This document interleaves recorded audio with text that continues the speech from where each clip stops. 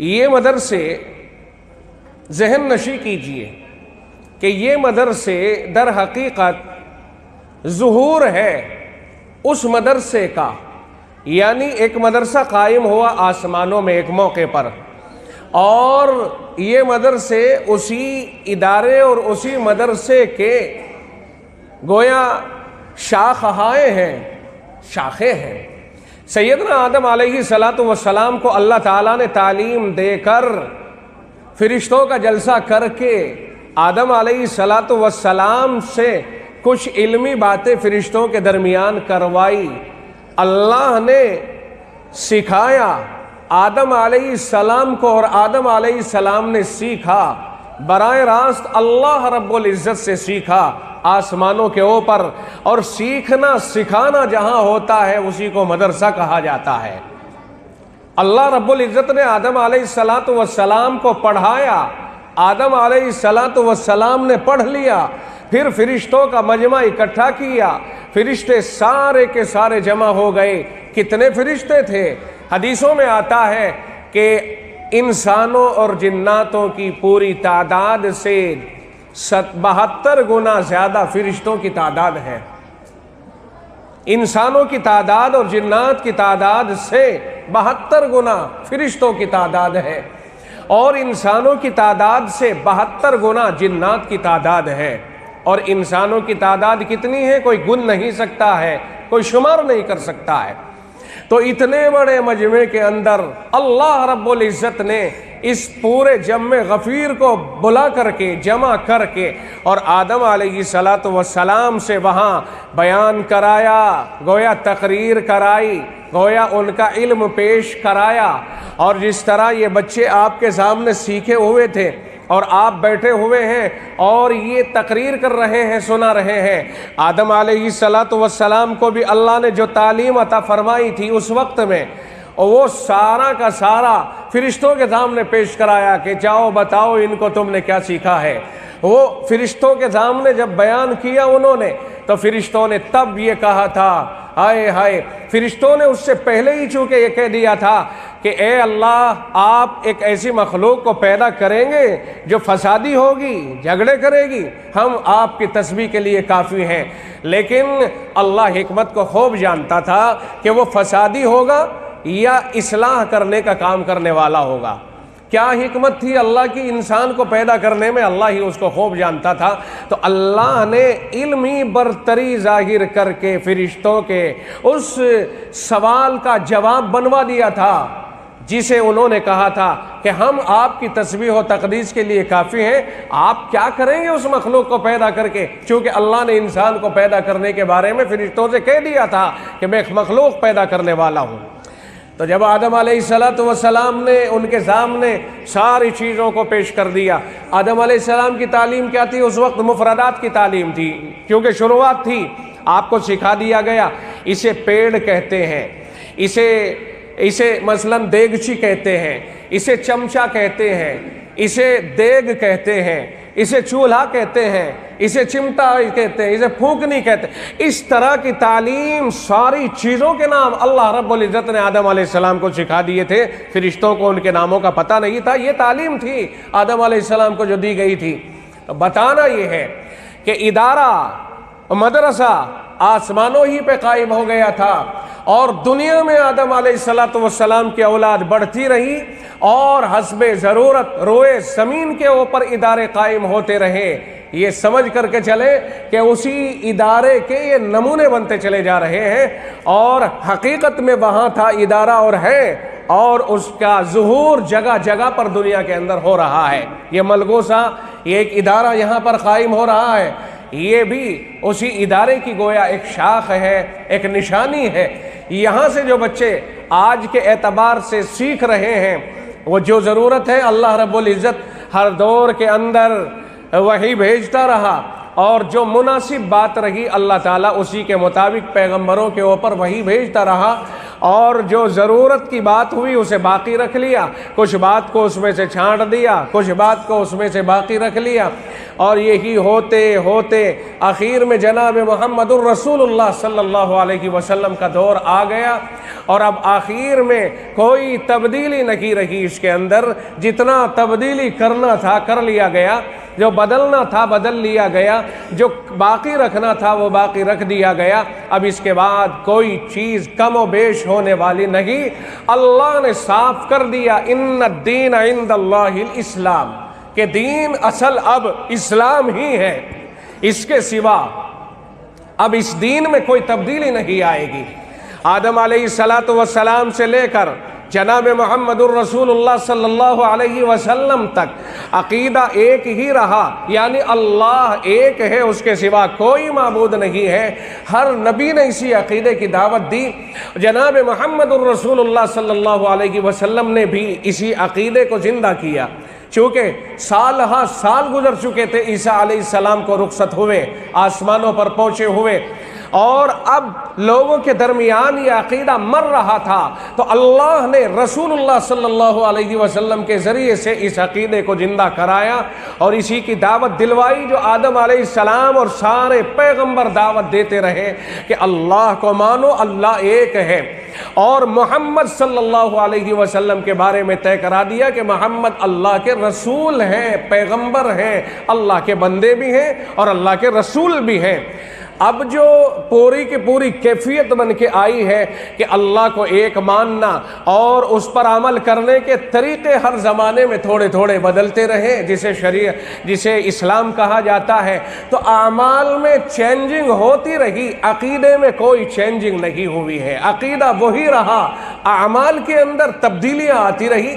مثال کے طور پر حضرت موسیٰ علیہ السلام وغیرہ یا محمد الرسول اللہ صلی اللہ علیہ وسلم سے پہلے سارے کے سارے لوگوں کے درمیان قربانی کا طریقہ یہ ہوتا تھا کہ جو ان کی نگاہوں میں بہتر سے بہتر، پاک سے پاک صاف چیز ہوا کرتی تھی، اسے اکٹھا کرتے اور کسی خاص جگہ کے اوپر رکھ دیتے، آگ آتی آسمان سے اسے جلا دیتی تو سمجھا جاتا قربانی قبول ہو گئی، اور اگر وہ رکھی رہتی اور آگ نے اس کو جلایا نہیں تو قربانی مقبول نہیں مانی جاتی تھی۔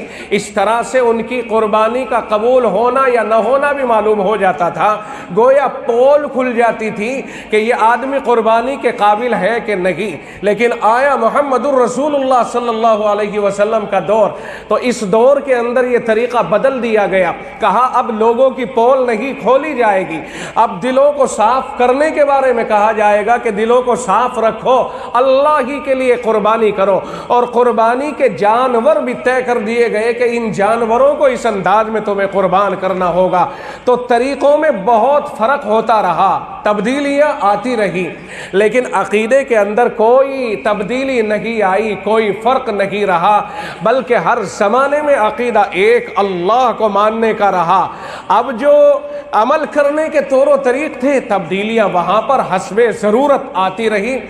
دین اسلام میں جو تبدیلی آنی تھی لا کر اللہ نے آخر میں فرما دیا الیوم اکملت لکم دینکم، آج میں نے تمہارے لیے تمہارا دین مکمل کر دیا ہے۔ کہاں فرمایا ہے؟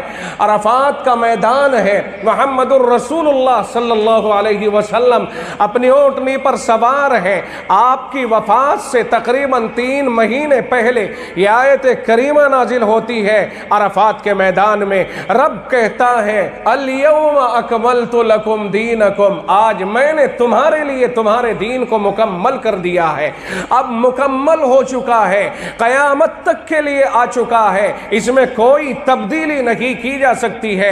رب کہتا ہے وَأَتْمَمْتُ عَلَيْكُمْ نِعْمَتِي، میں نے تمہارے لیے اپنی نعمت کو مکمل کر دیا ہے۔ وہ کون سی نعمت ہے جسے رب نے مکمل کیا ہے؟ یہ بات توجہ کے قابل ہے اور دھیان سے سننے کی بات ہے۔ سوال یہ پیدا ہوا، اللہ فرماتا ہے کہ الیوم اکملت لکم دینکم، آج میں نے تمہارے لیے تمہارا دین مکمل کر دیا۔ بات سمجھ میں آ گئی کہ جو شریعت تھی وہ مکمل ہو چکی ہے، اب اس میں کوئی تبدیلی نہیں ہوگی۔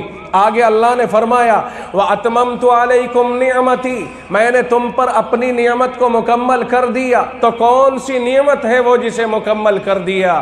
مفسرین نے فرمایا کہ اللہ نے پیغمبروں کی نعمت کو اللہ نے دنیا میں بھیجا، آدم علیہ السلام پہلے پیغمبر ہیں، آپ تشریف لائے، اولاد بڑھتی گئی، نوح علیہ السلام، شیس علیہ السلام، ابراہیم علیہ السلام، یہاں تک کہ عیسیٰ علیہ السلام، یہ سارے کے سارے پیغمبر اللہ کی نعمت ہیں، ان کے اوپر آنے والا پیغام اللہ کا انعام ہے۔ محمد الرسول اللہ صلی اللہ علیہ وسلم آخری پیغمبر بن کے تشریف لے آئے تو رب نے فرمایا یہ پیغمبری کی نعمت میں مکمل کر دی ہے، اشارہ مل گیا کہ اس کے بعد کوئی نبی نہیں آئے گا، چونکہ نعمت نبوت محمد الرسول اللہ پر مکمل ہو چکی۔ بات سمجھ میں آئی کہ نہیں آئی؟ اب کوئی نیا نبی نہیں آئے گا، نبوت کی نعمت محمد الرسول اللہ پہ مکمل ہو چکی ہے۔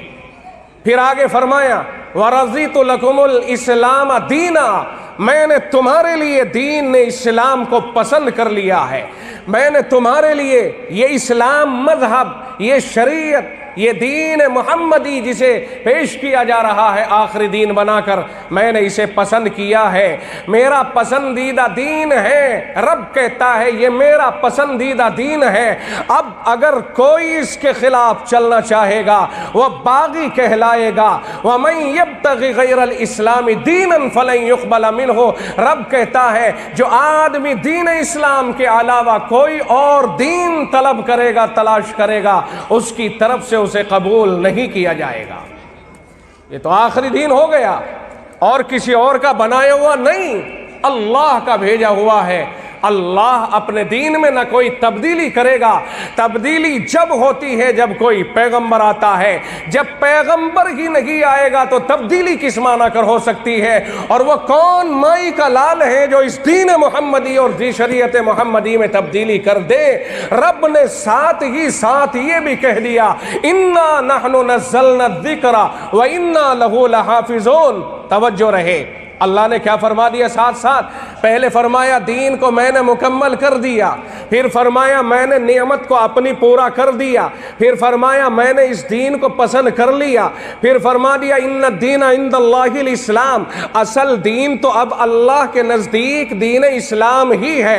پھر فرمایا وَمَن يَبْتَغِ غَيْرَ الْإِسْلَامِ دِينًا فَلَن يُقْبَلَ مِنْهُ، اب اس دین اسلام کے علاوہ اگر کوئی اور دین، کوئی اور لا، کوئی اور مذہب، کوئی اور طریقہ کوئی پسند کرے گا تو وہ اس کی اپنی غلط فہمی ہوگی، اللہ نے فرما دیا ہرگز ہرگز قبول نہیں کیا جائے گا۔ اگر کوئی بچاؤ چاہتا ہے، اگر کوئی اپنی بخشش چاہتا ہے، اگر کوئی خیر چاہتا ہے، کوئی اللہ کی منشا کو چاہتا ہے، کوئی جنت چاہتا ہے، کوئی جہنم سے چھٹکارا چاہتا ہے، اسے دین اسلام ہی پہ عمل کرنا ہوگا، اسی کو تسلیم کرنا ہوگا، اسے لا الہ الا اللہ محمد الرسول اللہ کا اقرار کرنا ہی ہوگا اور آپ کے لائے ہوئے طریق کے اوپر عمل کرنا ہی ہوگا۔ اس کے خلاف کو اللہ تعالی ہرگز ہرگز قبول نہیں کرے گا۔ اور جناب محمد الرسول اللہ صلی اللہ علیہ وسلم نے کچھ اس طرح کے ذہن رکھنے والے لوگوں کا جواب 1450 پہلے سال پہلے ہی عنایت فرما دیا تھا کہ کوئی اگر دنیا میں یہ کہے گا میں یہودی ہوں، میں عیسائی ہوں، عیسائیت پر قائم، یہودیت پر قائم، اس لیے کہ تورات آسمانی کتاب ہے وہ ہمارے پاس ہے، عیسائی اگر کہیں گے کہ انجیل آسمانی کتاب ہے وہ ہمارے پاس ہے، تورات موسیٰ علیہ السلام پہ اتری وہ ہمارے پاس، انجیل عیسیٰ علیہ السلام پر اتری وہ ہمارے پاس، کوئی کہے گا کہ زبور داؤد علیہ السلام پر اتری ہے وہ ہمارے پاس ہے، لہذا ہم تو آسمانی کتاب کو ماننے والے ہیں، ہمیں محمد الرسول اللہ کی ماننے کی کیا ضرورت ہے؟ ہم تو باقاعدہ اللہ کے پیغمبر کی، اللہ کی کتاب کے مطابق مان رہے ہیں۔ تو یہ جواب جناب محمد الرسول اللہ صلی اللہ علیہ وسلم نے 1450 سال پہلے عنایت فرمایا تھا۔ یوں فرمایا لو کان موسیٰ حیا لما وسعہ الا اتباعی، اگر موسیٰ علیہ السلام بھی آج موجود ہوتے، زندہ ہوتے، تو انہیں بھی میری اتباع کیے بغیر چارہ کار نہیں تھا۔ توجہ ہے کہ نہیں ہے؟ آپ کو یہ باتیں جو میں بتا رہا ہوں سمجھ میں آ رہی ہے کہ نہیں آ رہی؟ کہیں ایسا تو نہیں ہے کہ میں کہہ رہا ہوں اور آپ کی سمجھ سے اوپر گزر رہی ہو؟ اگر آپ کی سمجھ میں آ رہی ذرا ہاتھ اٹھا کے بتانا کس کس کی سمجھ میں آ رہی؟ ماشاءاللہ ملگوسے کے لوگ سمجھدار ہیں، سمجھ میں آ رہی ہے۔ اچھا، سمجھ میں اگر آ رہی ہے تو کیا دوسروں کو سمجھا سکتے ہو آپ؟ آپ کو میں یہ حوصلہ دینے کی کوشش کروں گا کہ دنیا کے کسی بھی اسٹیج پر رہیے اور دنیا کے کسی بھی کونے میں رہیے اور دنیا کی کسی بھی قوم کے پاس چلے جائیے، آپ کو رتی برابر کسی سے دباؤ ماننے کی ضرورت نہیں ہے، اس لیے کہ ایک نمبر کا دین آپ ہی کے پاس ہے، آپ کے سوا دنیا میں کسی اور کے پاس نہیں ہے۔ قرآن ایک نمبر پر ہے، جس کی حفاظت کا رب نے دعویٰ کر دیا، جس کی حفاظت کا رب نے وعدہ کر لیا اور یہ فرما دیا اِنَّا نَحْنُ نَزَّلْنَا الذِّكْرَ وَإِنَّا لَهُ لَحَافِظُونَ، ہم نے ہی قرآن کو نازل کیا ہے۔ ذکر سے مراد قرآن کریم ہے، اس لیے کہ قرآن کے کئی نام ہیں، ان میں سے ایک نام ذکر بھی ہے۔ اِنَّا نَحْنُ نَزَّلْنَا الذِّكْرَ، ہم نے ہی ذکر یعنی قرآن کریم کو نازل کیا ہے، وَإِنَّا لَهُ لَحَافِظُونَ، اور ہم ہی اس کی حفاظت کرنے والے ہیں۔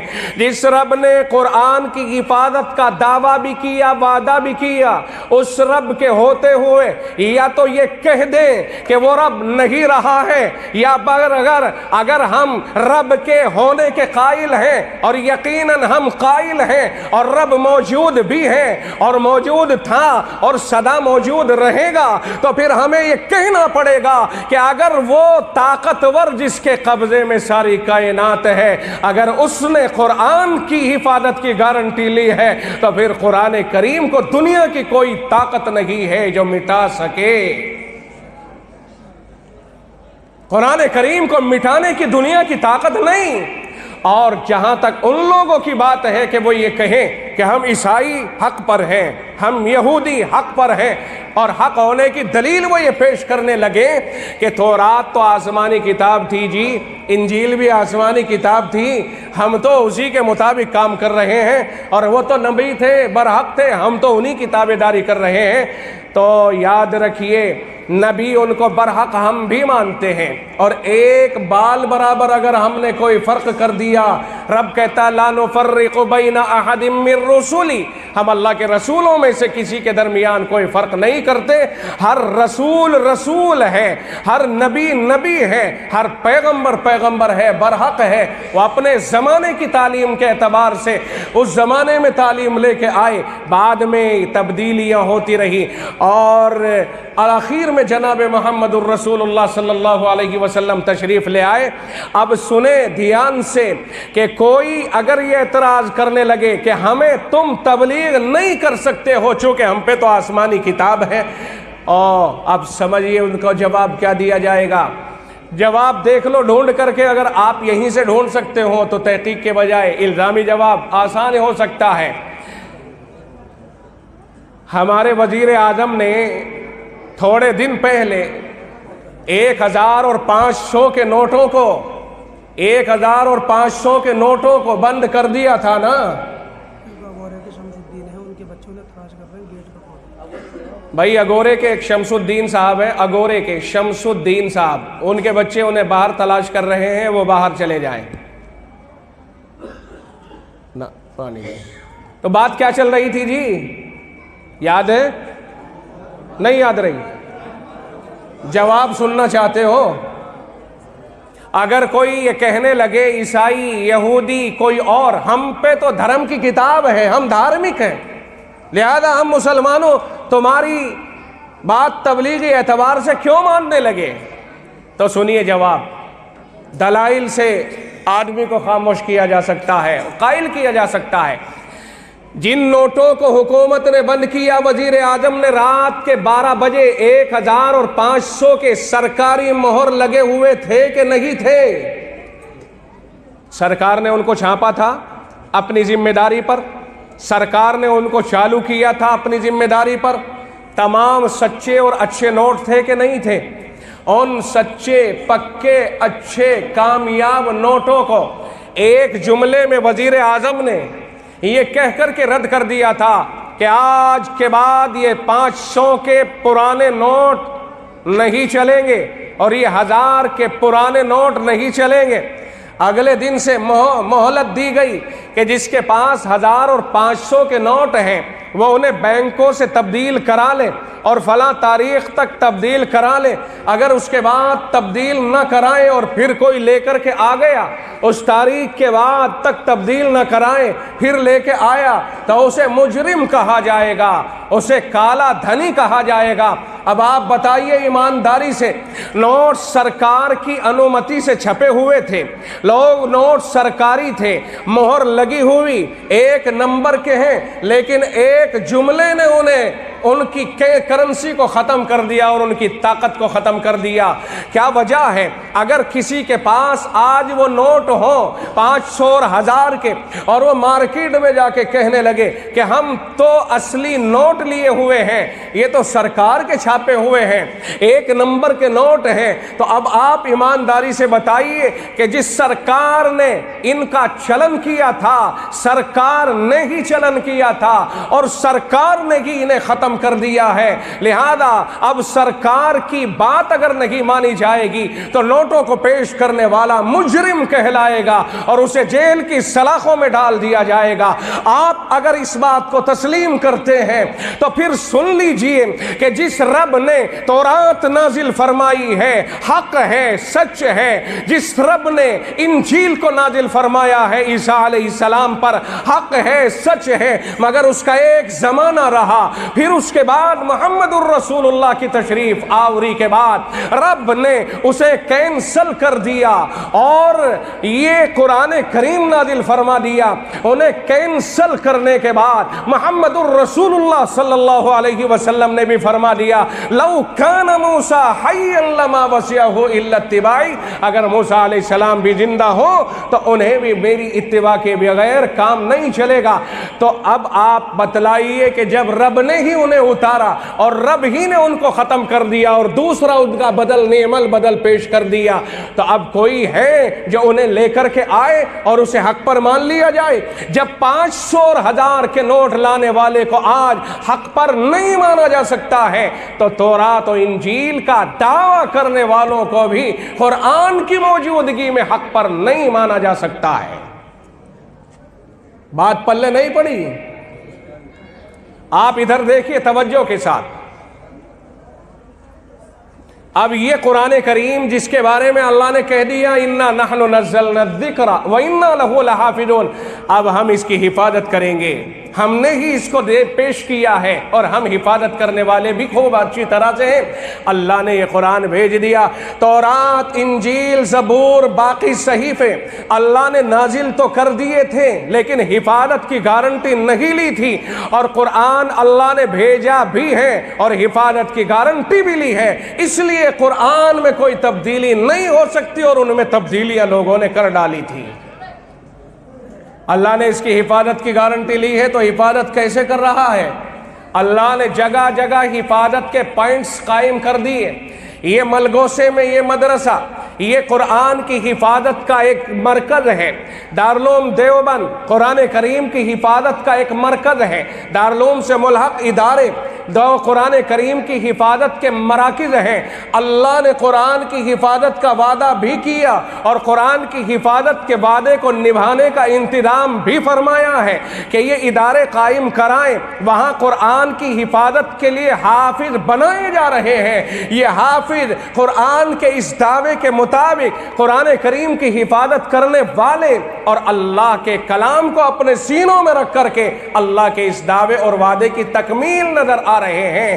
اللہ کا وعدہ چلتا پھرتا اگر آپ کو کسی شکل میں دیکھنا ہے، اللہ نے جب یہ فرمایا کہ ہم نے ہی قرآن کو نازل فرمایا اور ہم ہی اس کی حفاظت کرنے والے ہیں، تو اگر آپ کو اللہ کا یہ دعویٰ اور یہ وعدہ چلتی ہوئی شکل میں دیکھنا ہے تو آپ دیکھیے مولانا ضمیر صاحب کو، آپ دیکھیے مولانا شان محمد صاحب کو، آپ دیکھیے مفتی راشد صاحب کو، آپ دیکھیے مولانا دلدار کو، آپ دیکھیے ان حافظوں مولویوں کو جنہیں قرآن کریم جن کے سینوں کے اندر محفوظ ہے، اللہ کے دعوے اور چلتے پھرتے وعدے ان مولویوں کی اور ان حافظوں کی شکل میں نظر آ رہے ہیں۔ چونکہ رب نے کہا ہم ہی حفاظت کرنے والے ہیں، تو اللہ نے حفاظت کے لیے حافظوں کو پیدا فرما دیا ہے۔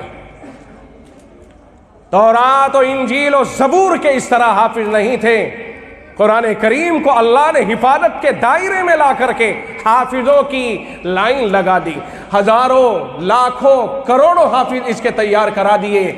قرآن کے علاوہ دنیا میں اور کوئی ایسی کتاب نہیں ہے جس کے اس طرح حافظ آپ تلاش کر سکیں، جس طرح قرآن کریم کے حافظ جس کثرت سے آپ کو نظر آئیں گے۔ یہی ہے حفاظت کا راز کہ اگر کوئی قرآن کریم کو مثال کے طور پر مٹانے کی ناپاک کوشش کرے، جس طرح اب سے سینکڑوں سال پہلے انگریز نے کی تھی، وہ 7 سمندر پار سے آیا اور قرآن کریم کو مٹانے کے درپے ہو گیا۔ اس نے چاہا کہ مردہ عیسائیت کو زندہ کیا جائے۔ سن لو، جو مر چکا ہے وہ زندہ نہیں ہو سکتا ہے، اسے زندہ وہی کر سکتا ہے جس نے اسے مارا ہے۔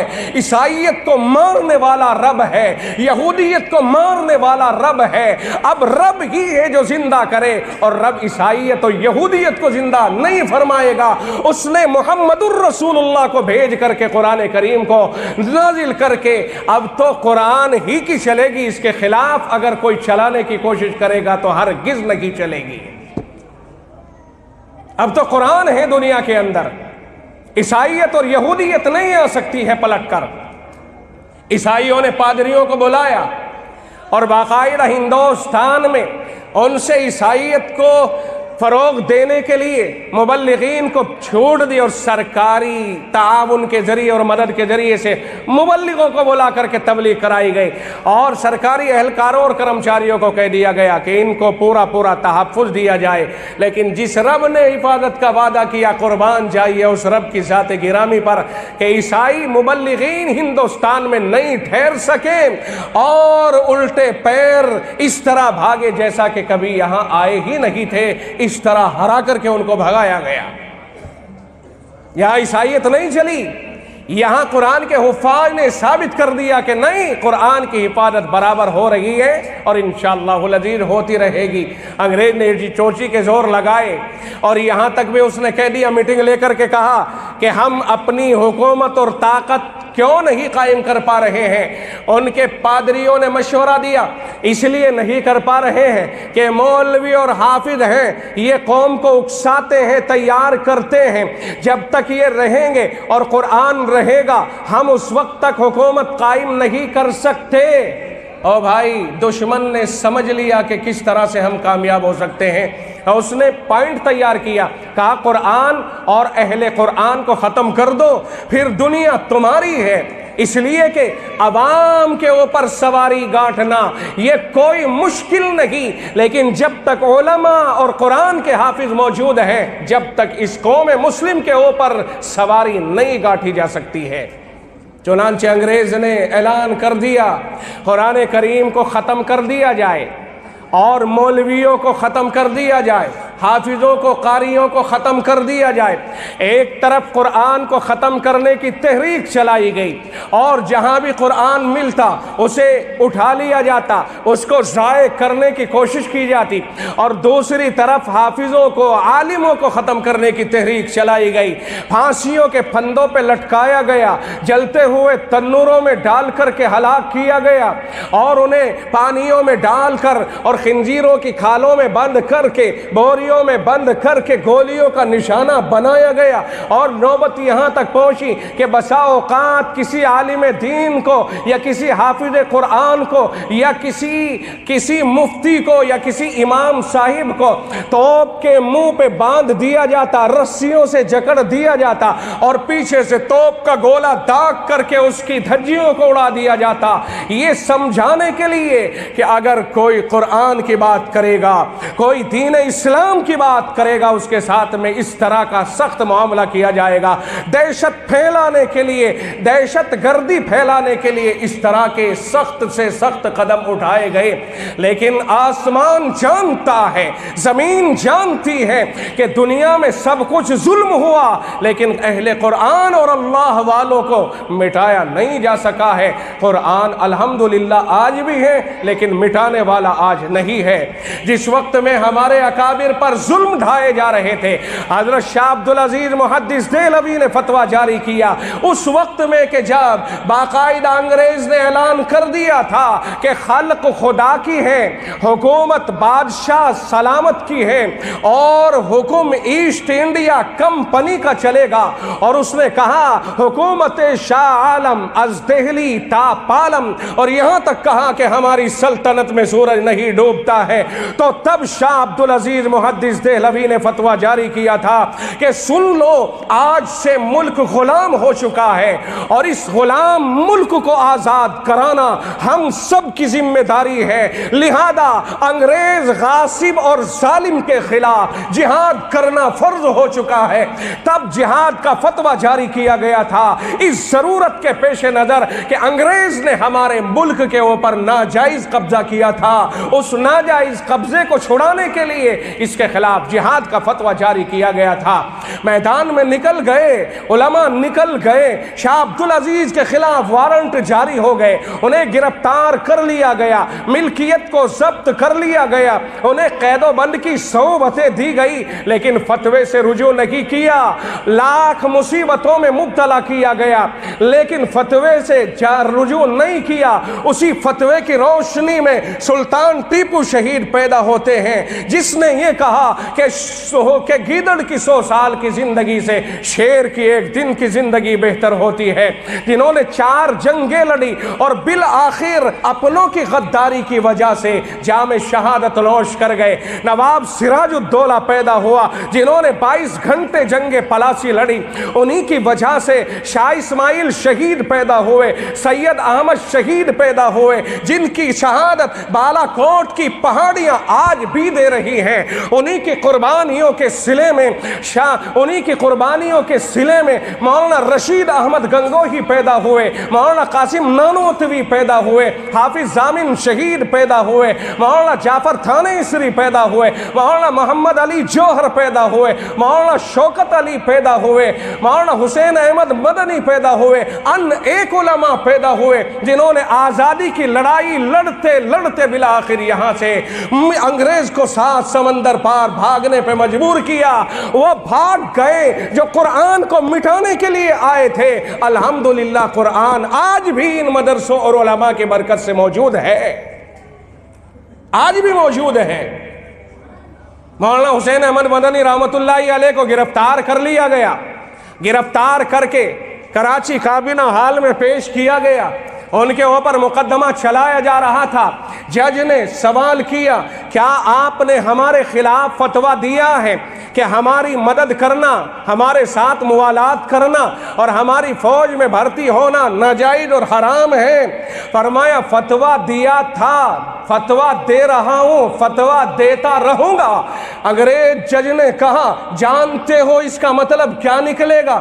وہ فرمایا جانتا تھا، اسی لیے تو کفن دیوبند سے ساتھ لے کر کے چلا تھا اور سامنے کفن رکھتے ہوئے فرما دیا تھا کہ میں سمجھتا ہوں کہ تم میری پھانسی کا آرڈر جاری کرے گا، مجھے پھانسی لگے گی تو میں تیرا اور حکومت کا گندا اور غلط کفن بھی اپنے جسم سے ٹچ ہونے کے لیے تیار نہیں، میں اپنا کفن بھی ساتھ لے کر کے آیا ہوں۔ یہ ہمارے وہ اکابر ہیں، یہ ہمارے وہ اللہ والے بزرگ ہیں جن کی قربانیوں کی وجہ سے آج بھی دین محفوظ ہے۔ اور چونکہ اللہ کے رسول صلی اللہ علیہ وسلم نے فرما دیا تھا، ان العلماء ورثۃ الانبیاء، علماء نبیوں کے وارث ہیں، اور نبیوں نے وراثت میں کوئی دولت نہیں چھوڑی ہے، کوئی مال نہیں چھوڑا ہے، روپیہ लिए पैसे नहीं छोड़े हैं, उन्होंने इल्म को वरासत में छोड़ा है। लिहाजा जो इल्म हासिल करेंगे वही नबियों के वारिस कहलाएंगे। ये उलमा अंबिया के वारिस हैं, तो अल्लाह ने नबियों के जरिए से दीन को फैलवाया है और नबियों के वारिसों के जरिए से दीन को बचाया है। नबी दीन को फैलाने वाले हैं और नबियों के वारिस दीन को महफूज रखने वाले और बचाने वाले हैं। इंशाअल्लाहुल अज़ीज़, जब तक ये उलमा मैदान में रहेंगे, जब तक ये मदरसे सलामत रहेंगे, जब तक आप इनका ताउन करते रहोगे और इनका साथ देते रहोगे, इनके दामन से वाबस्ता रहोगे, इंशाअल्लाहुल अज़ीज़ ये इल्म इसी तरह से महफूज रहेगा। सिर्फ उलमा ही नहीं बल्कि कौम की भी बराबर ज़रूरत है। कौम के बग़ैर उलमा कैसे कामयाब होंगे जब तक आपका ताउन नहीं होगा।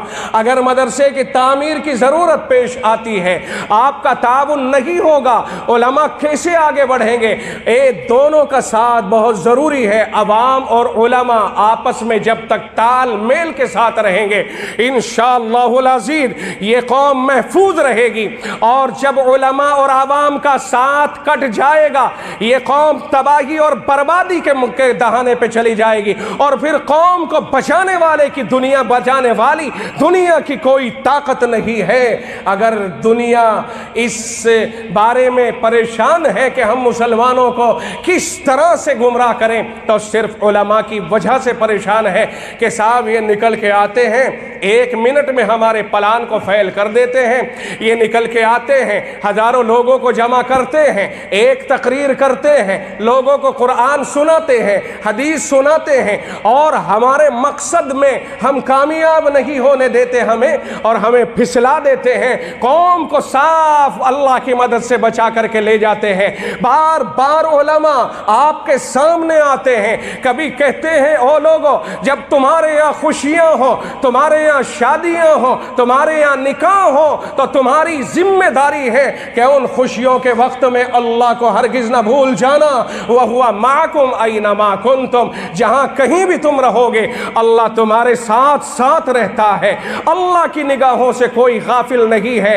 रब कहता है वलक़द खलक़नल इंसाना व नअलमु मा तुवस्विसु बिही नफ्सुहु, हमने ही इंसान को पैदा किया है और हम जानते हैं कि उसके दिल में क्या क्या बुरे ख्यालात आ रहे हैं। जो रब हमारे दिलों के अंदर आने वाले ख्यालात से वाकिफ है, वह हमारे मामूलात और मामलात से क्यों वाकिफ नहीं होगा।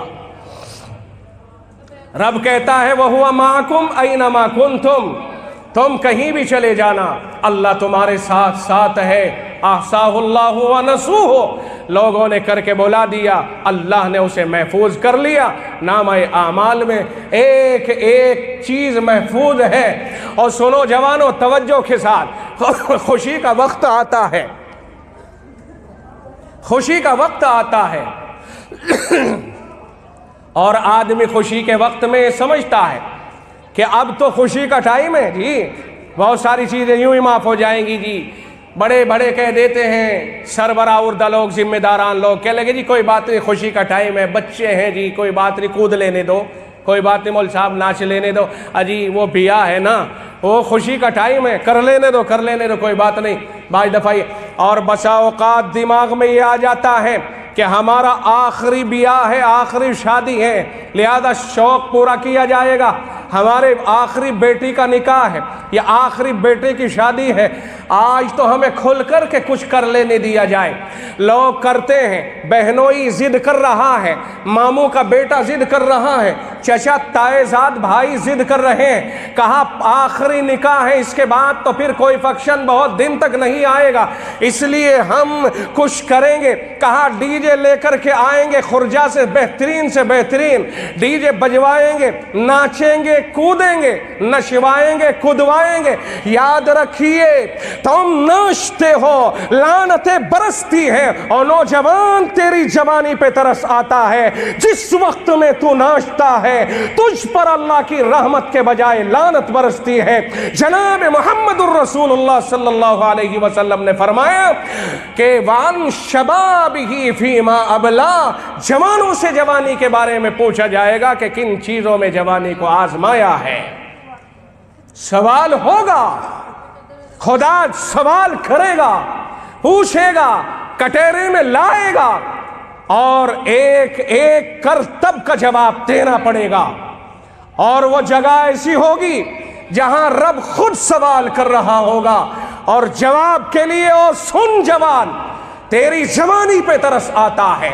जब तेरे महल्ले वालों ने तेरे जवान होने का इंतजार किया था, तेरी माँ तेरे जवान होने का इंतजार कर रही थी, तेरा बाप तेरे जवान होने का इंतजार कर रहा था और तू जवान हुआ, अल्लाह ने तेरे लिए जोड़ा तय कर दिया और आज निकाह की तैयारी हो रही है। और निकाह मिन वजहिन इबादत है, तो इबादत के लिए जा रहा है। और उस वक्त में जिस वक्त डीजे बजता होता है, लानत उस जगह पर जहां डीजे बज रहा हो, लानत उस जगह पर जहां डीजे की आवाजें चल रही हो और रोक सकते हो न रोके। अल्लाह के नबी अलैहिस्सलाम ने फरमाया, मन रआ मिनकुम मुनकरन फलयुगय्यिरहु बियदिही, फरमाया जो तुम में से कोई गलत काम होता हुआ देखे अपने हाथ से रोक दे,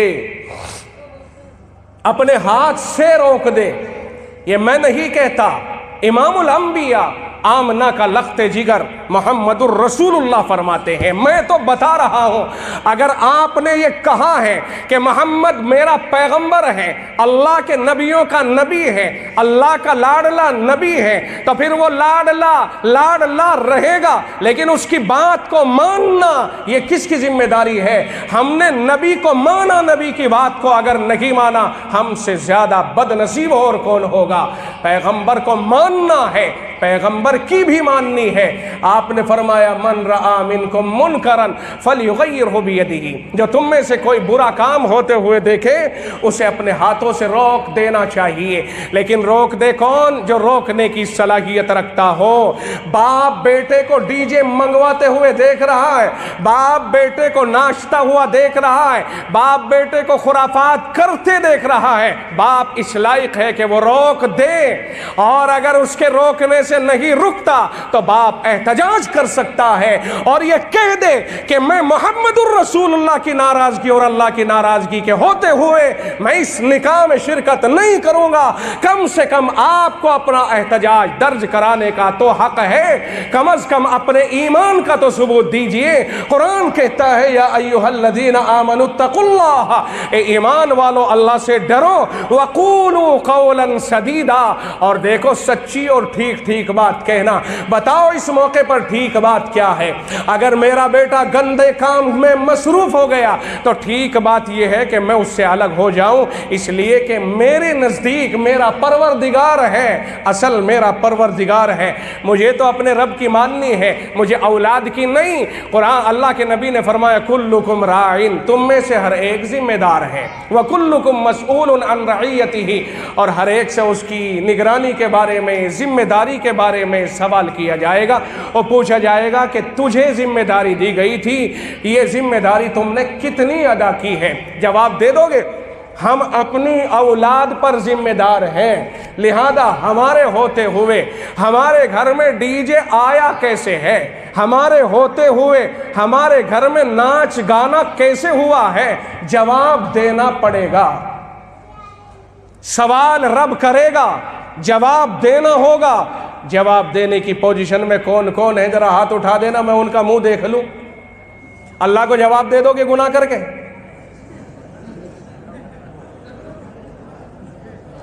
अल्लाह को जवाब दे दोगे गुनाह करे धड़ल्ले से, और अल्लाह हमसे पूछे तुमने ये क्यों किया है? जवाब दे देंगे, जान बच जाएगी।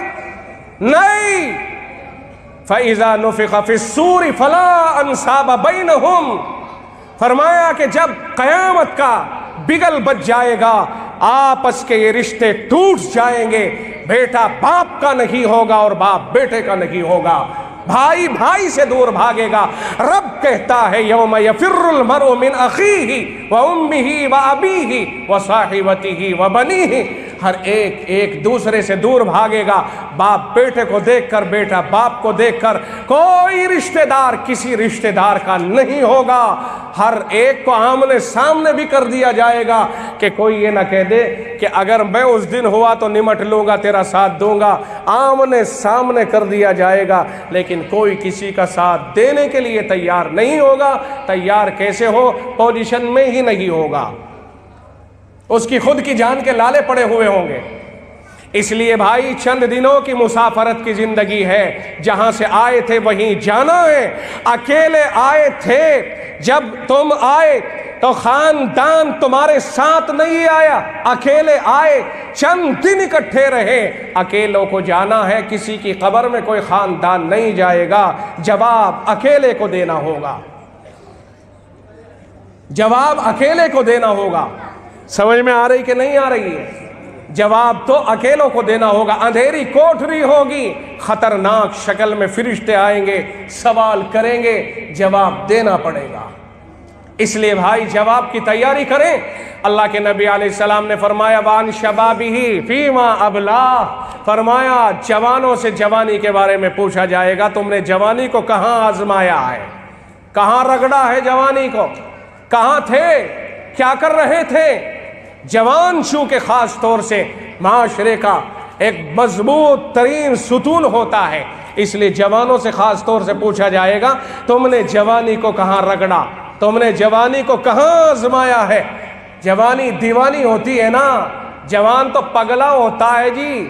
جوان ایک دور ایسا آتا ہے کوئی نظر نہیں آتا، سر کے بال نہ جانے کون کون سے اسٹائل میں کٹا کے، اور پھر اسے یہ نہیں پتا کہ کیسے کیا کرنا ہے کیا نہیں کرنا ہے۔ صاحب اب تو ڈریس یہ بال کٹنگ کرنے والوں نے بھی پورا چارٹ بنا کے رکھ لیا، کوئی کتے جیسی کٹنگ، کوئی خنزیر جیسی کٹنگ، کوئی فلاں جیسی کٹنگ، کوئی ایسا لگتا ہے جیسے چھتری اس نے سر کے اوپر لگوا لی ہو کہ صاحب اب تو اسے دھوپ بھی نہیں لگے گی۔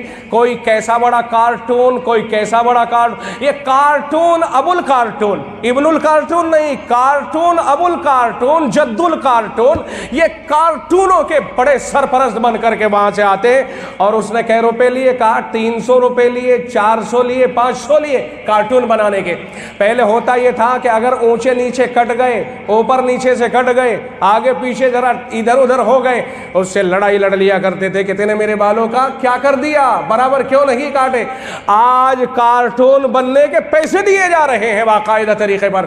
اب تو جوانوں کو بس یہی دکھ رہا ہے جی نیچے سے، اور بعض بھائی تو اس میں اس طرح سے لگواتا ہے کہ صاحب جیسے کھجلی ہو گئی ہو، ادھر سے کٹوا دیا اور بلیڈ لگوا کر کے۔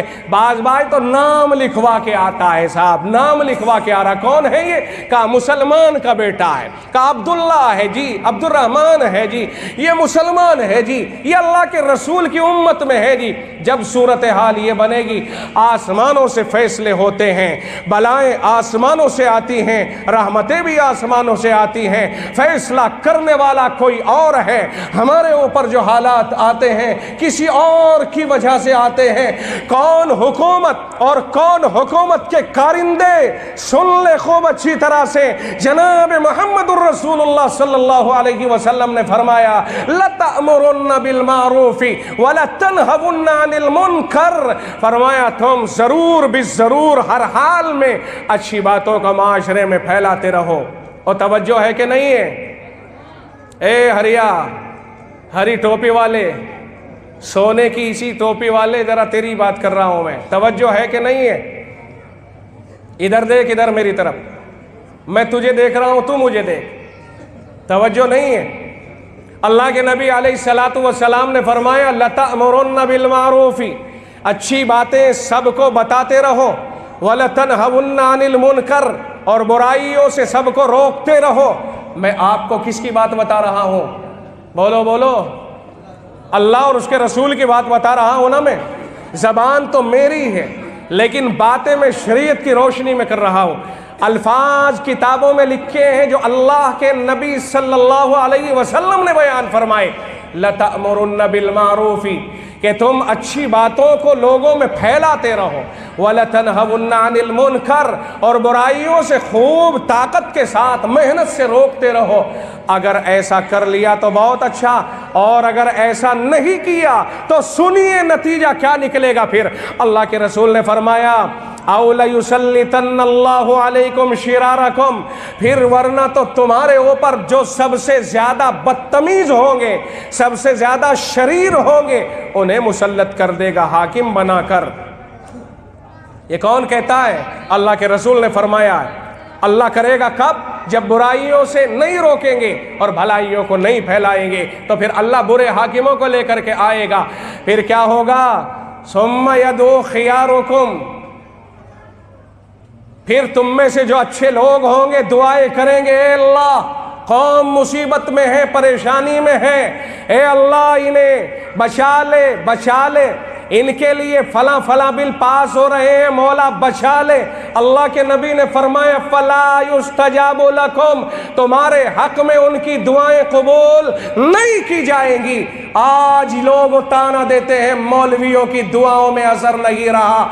नहीं, हदीस कहती है नहीं, ऐसा नहीं है जैसा कि तुम सोचते हो, बल्कि बात यह है कि अमर बिल मारूफ और नही अनिल मुनकर का फुकदान होता जा रहा है, कमी लगती जा रही है। डीजे बजता रहे, बुराइयां होती रहे, नाच गाने होते रहे, रंडियां नाचती रहे, बर्थडे मनता रहे, केक कटता रहे, सालगिरह मनती रहे, हरामकारियां होती रहे, रोकने वाला कोई नहीं, तमाशा देखने वाले सब होते हैं। तो मेरे आका ने फरमाया ये नेक किस्म के लोग दुआओं में लग जाएंगे, लेकिन इनकी दुआओं को रोक लिया जाएगा कि इन्हें सजा मिलनी चाहिए। जब रब सजाएं दिलवा देता है तब जाकर के कहीं हालात दुरुस्तगी की तरफ आते हैं।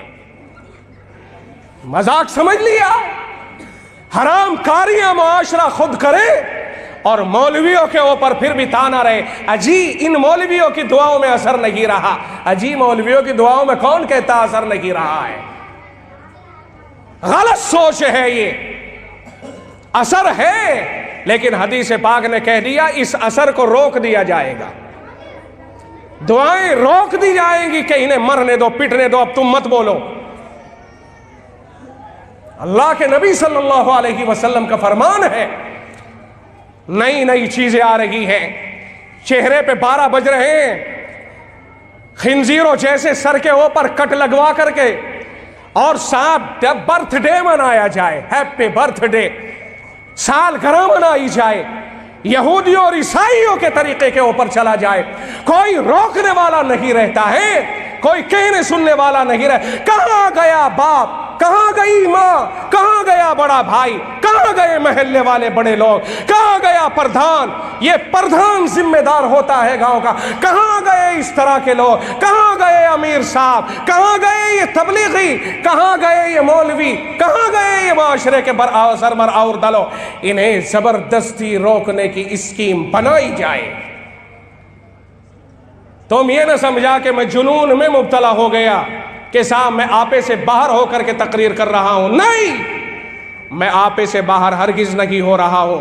मैं आपको ये तल्ख लहजा इसलिए दे रहा हूं ताकि आपको एहसास हो जाए कि यकीनन कोई कड़वा माहौल है जिसकी बुनियाद पर इतना सख्त बोलना पड़ रहा है। हराम कारियों में जा रहा है हमारा जवान। डीजे बाजे तो हो ही गए अपनी जगह पर, रात दिन भर कहता है जी अजी मौली साहब के जी साहब वो मस्जिद में काम चल रहा है, 2-4 कट्टे दे दे सीमेंट के। अरे रात वो मदरसे में काम चल रहा है, अजी मौली साहब क्या करे, कारोबार बिल्कुल नहीं जी, कारोबार टूट गए। अल्लाह की कभी शुक्रगुजारी करने की तौफीक भी होती कि नहीं होती? हमारे बड़े यहीं बैठे हुए हैं, इनसे पूछो कि जो जमीन ये अब जोतते हैं उस जमीन के अंदर 3 महीने का गल्ला नहीं हुआ करता था, चक्की भी सफेद नहीं हुआ करती थी, और आज आप वहां से 5 क्विंटल का बीघा काट रहे हो।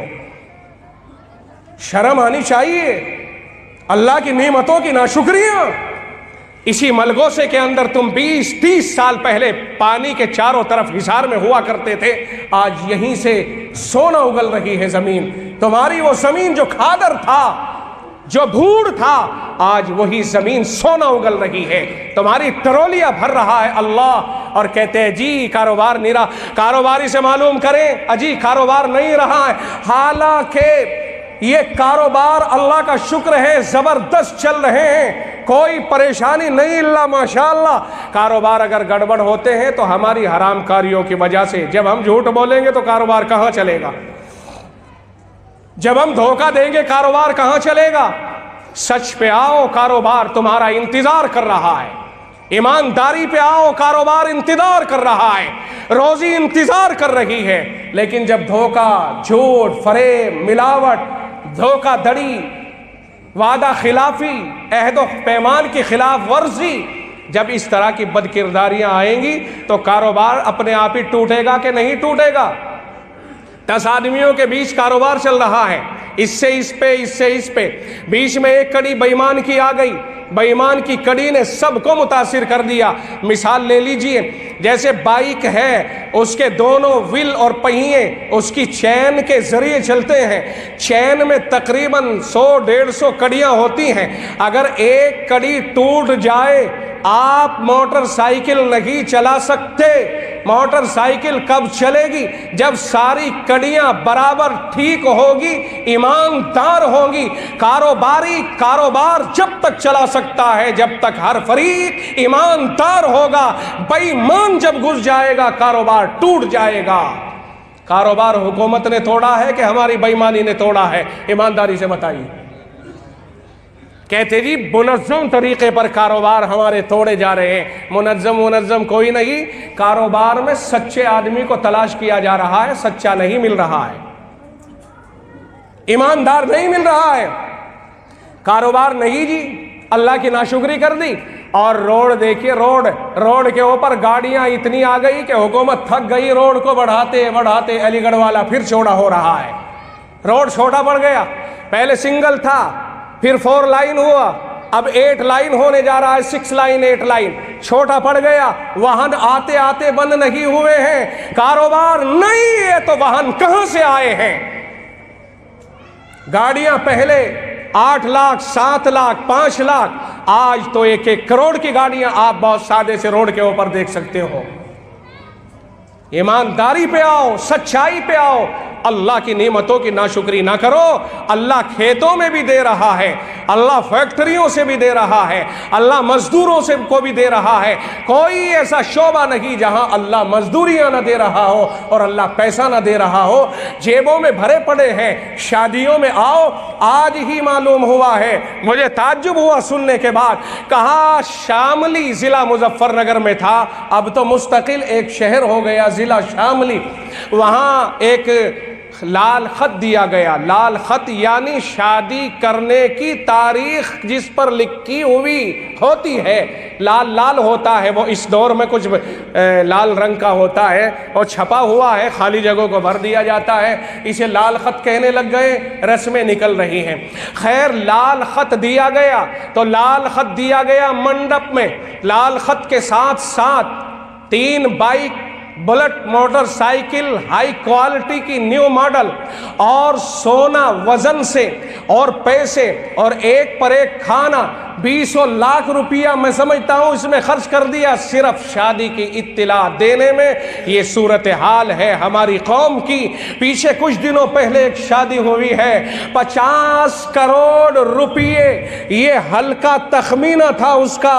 ایک اور شادی ہوئی ہے ہاپوڑ ایریے میں، 110 قسم کے آئٹم، اور بتایا گیا تقریباً 1.5 کلومیٹر کی دوری میں چاروں طرف کو پھیلا ہوا ہے وہ علاقہ جہاں پر وہ شادی ہو رہی ہے۔ میں پوچھتا ہوں اگر یہی تھوڑا سا بچا کر کے غریبوں کی طرف لے آیا جاتا، اور سن لو اچھی طرح سے، یہ امیر اوپن شادی کرتا ہے، اندر تم اپنی جائیداد داماد کے نام کر دو، ہم وروध نہیں کرتے ہیں، آپ کی مرضی ہے جو چاہو دو، لیکن کھول کر دکھا کر لوگوں کے درمیان ہرس کیوں پیدا کر رہے ہو؟